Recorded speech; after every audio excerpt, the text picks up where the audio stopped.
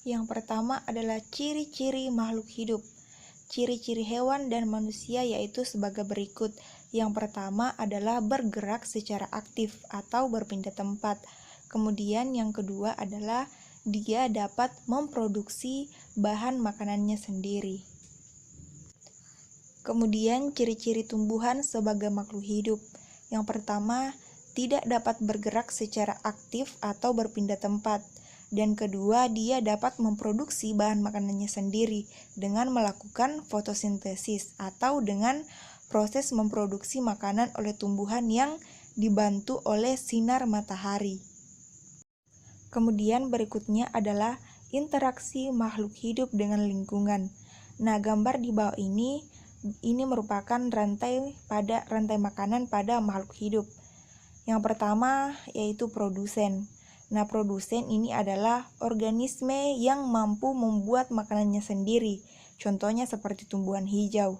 Dan keberadaannya ini tidak bergantung pada ketersediaan makanan, akan tetapi keseimbangan alam.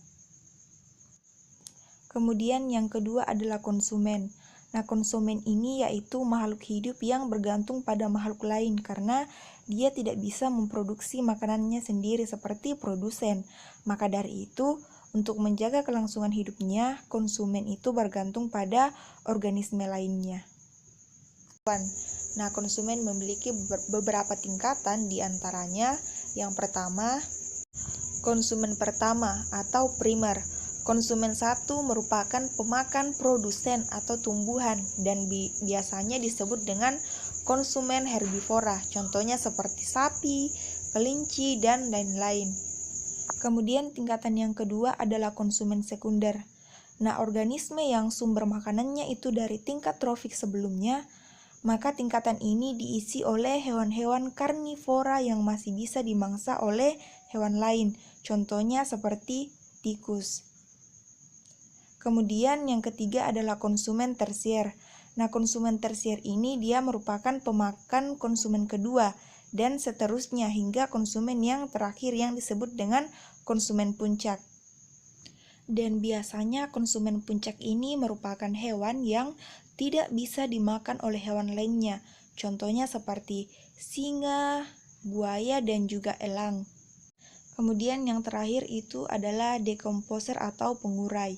Nah, pengurai juga ini adalah organisme terakhir dalam rantai makanan, karena pengurai merupakan organisme yang mampu mengubah zat organik menjadi zat anorganik.